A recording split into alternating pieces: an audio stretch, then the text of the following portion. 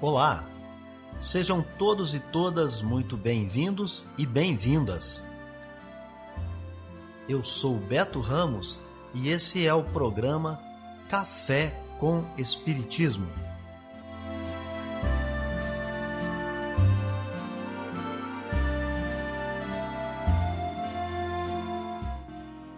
Um programa diário que aborda temas da filosofia, de conhecimentos gerais e de espiritismo. A verdade é o conhecimento que liberta.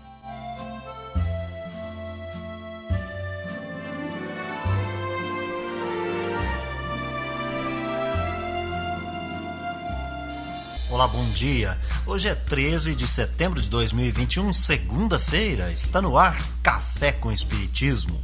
Notícias, informações, dicas importantes e mensagens você acompanha só aqui no Café com Espiritismo. E nós já trazemos para vocês as efemérides, os fatos históricos, as personalidades e o dia na história.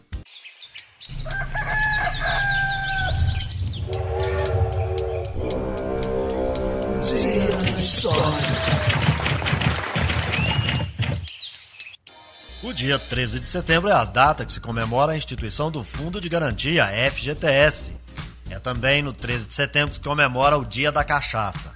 O 13 de setembro é o Dia Nacional da Luta dos Acidentados por Fontes Radioativas, uma comemoração que foi instituída pela Lei 12.646, de 16 de maio de 2012, que tem por fim marcar a data do início do acidente radiológico de Goiânia, ocorrido a partir de 13 de setembro de 1987.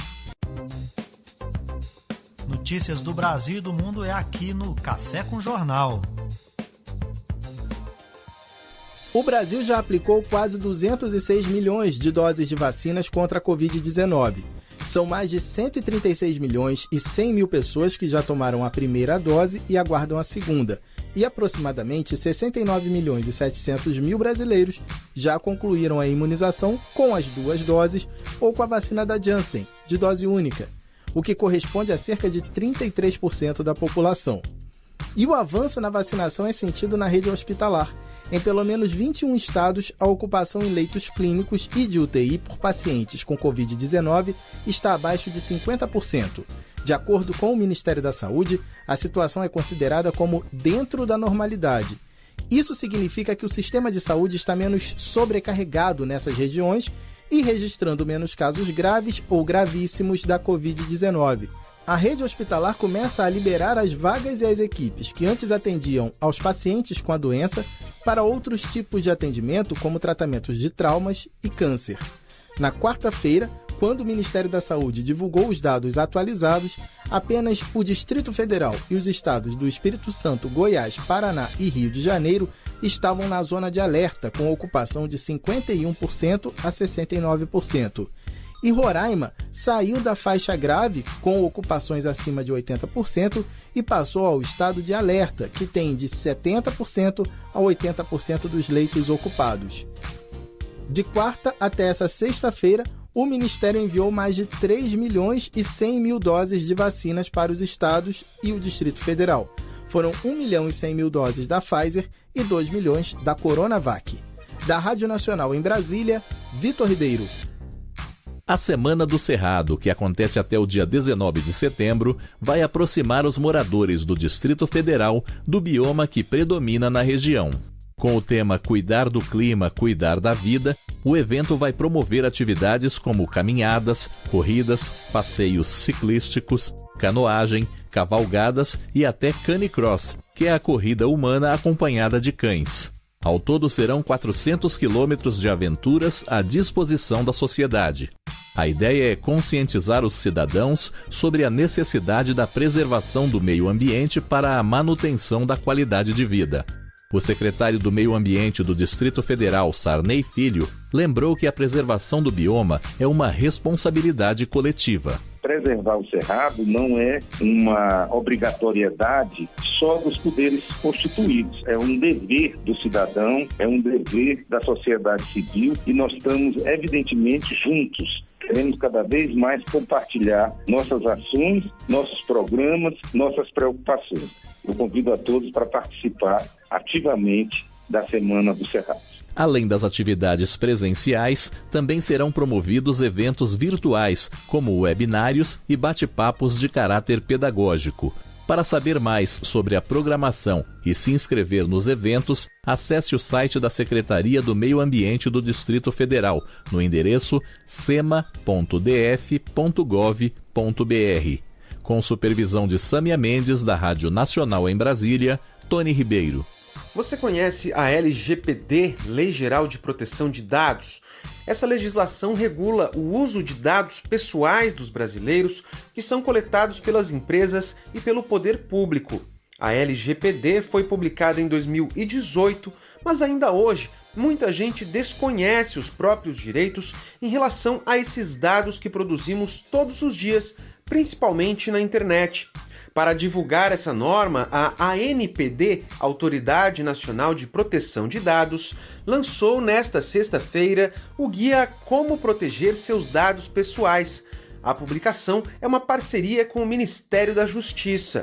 O diretor-presidente da ANPD, Valdemar Gonçalves Ortunho Júnior, destaca a importância dos brasileiros conhecerem seus direitos e aprenderem como agir em caso de violação de dados pessoais. São ações como essa que nós estamos lançando, que são importantes para ambientar o nosso titular de uma forma que ele compreenda o quão importante é seus dados pessoais. Ele trata de vários pontos importantíssimos, como o risco que o titular tem quando ele compartilha seus dados, do que fazer em caso da violação de dados. Logo na abertura, o guia informa ao leitor que os dados pessoais são a nossa representação na sociedade e, por isso, são parte da nossa personalidade. É com esse cuidado que o texto orienta e dá dicas sobre como proteger essas informações ao contratar empréstimos bancários, ao interagir nas redes sociais, ao participar de programas de fidelidade e ao realizar tratamentos de saúde em hospitais e clínicas, por exemplo.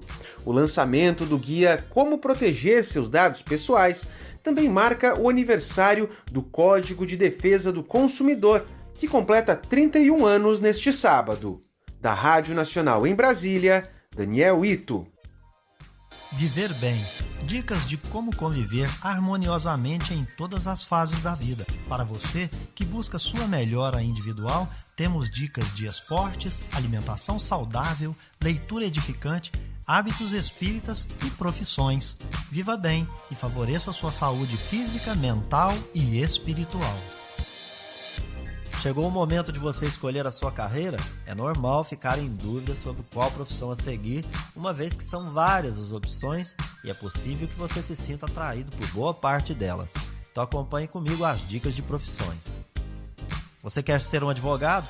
O advogado é aquele profissional que defende os interesses dos clientes, tendo como base as leis do país. Saiba que antes de você se tornar um advogado, é necessário que tenha feito o curso de Direito, indicado para aquelas pessoas que gostam de pesquisar, de ler e escrever. É necessário, para atuar nessa profissão, que você seja uma pessoa sociável, ética, tenha bom raciocínio lógico. Nas faculdades, você vai entrar em contato com as seguintes disciplinas: ciência política, psicologia jurídica e outros diversos ramos do direito, tais como o civil, penal, tributário e o empresarial. O advogado atua em várias etapas de um processo. Primeiramente, ele conversa com seus clientes e, se não houver processo, é possível que ele preste consultoria. Mas quando instaura a controvérsia, é necessário que ele faça análise da situação, elabore o caso e acompanhe o processo. Amor à sabedoria. Está no ar o Filosofando.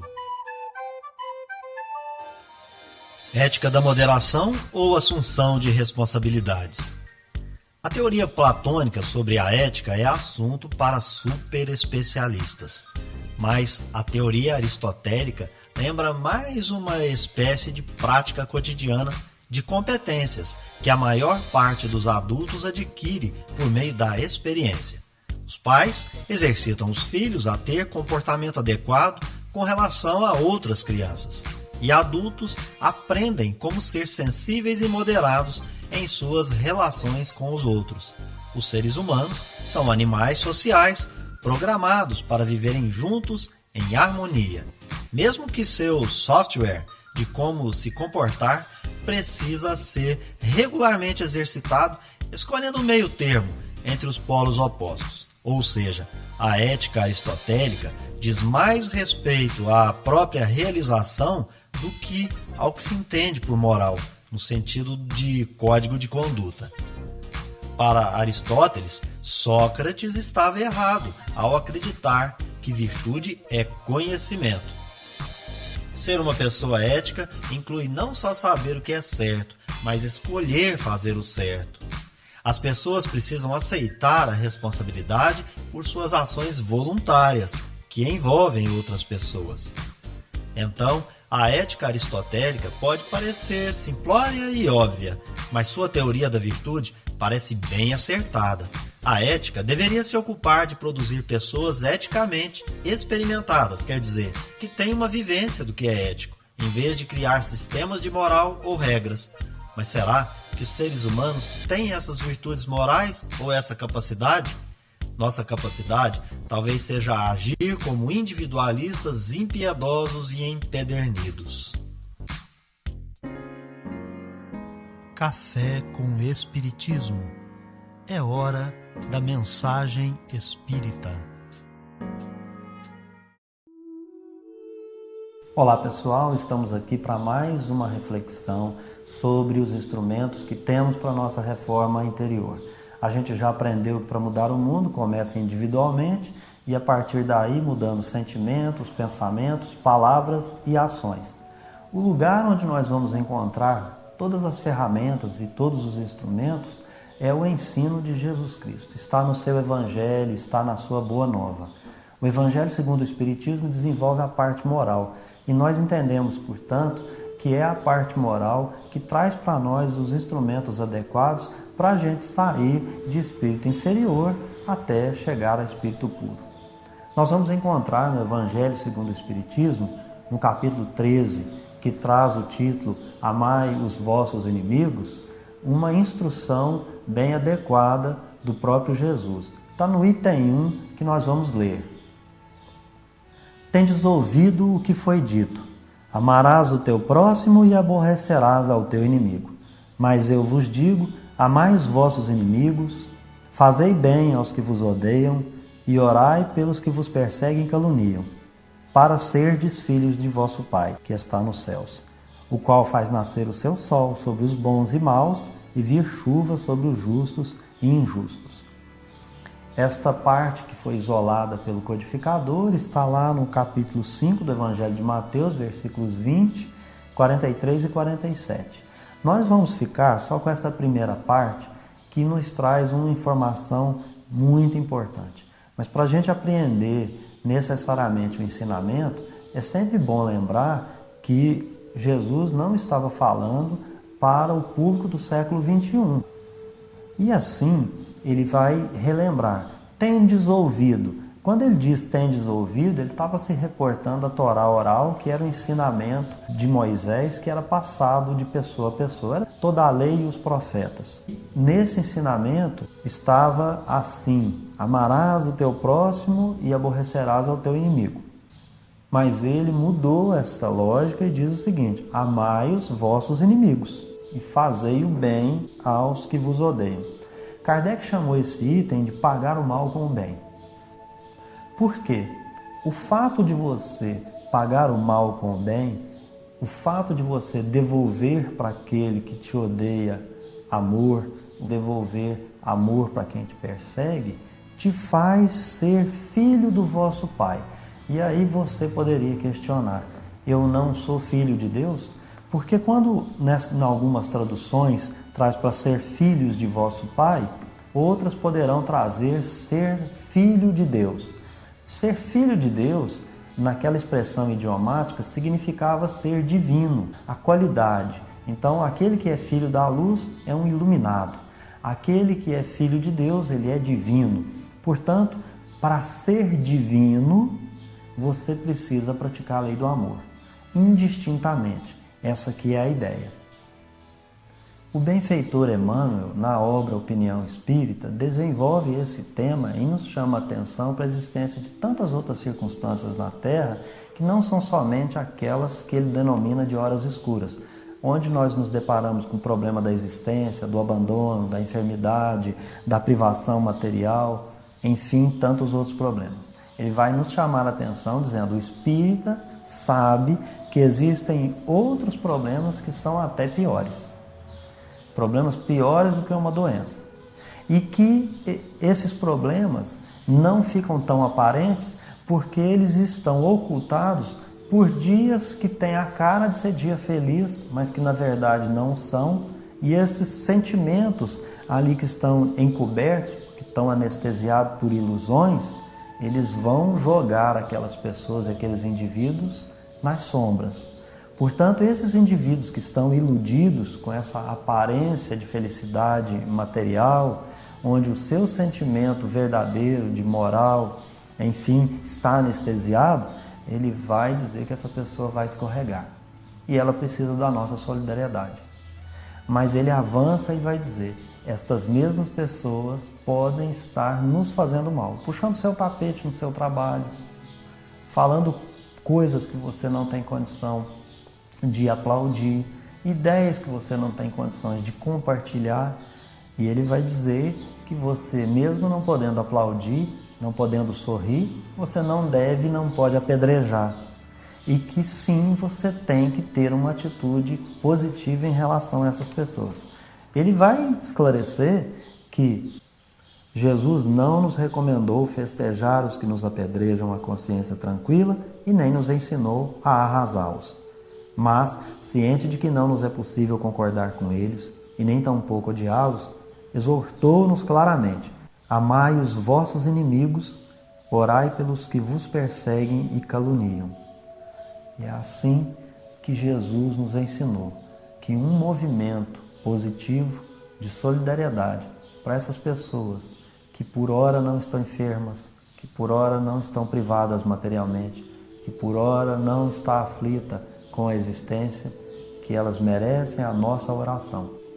É possível sim amar o inimigo e ampará-lo por meio da oração, mas não só porque você vai auxiliá-lo positivamente com o sentimento que você está emanando para ele, mas é que você vai criar em torno de si mesmo uma psicosfera que vai ser como uma couraça que vai te proteger até daqueles sentimentos negativos, daquele ódio, daquelas pedras, daqueles julgamentos desnecessários ou daqueles males que ele está praticando em relação a você ou alguém que você ama. É isso então, pessoal. Se inscreva no nosso canal, deixe sua impressão em comentário. Um forte abraço e até o próximo Café com Espiritismo. Fui! Este foi o nosso programa Café com o Espiritismo, um oferecimento de Instituto Revelare. Se inscreva em nosso canal, acione o sino das notificações e se torne membro para apoiar os projetos. Nós nos encontramos no próximo episódio.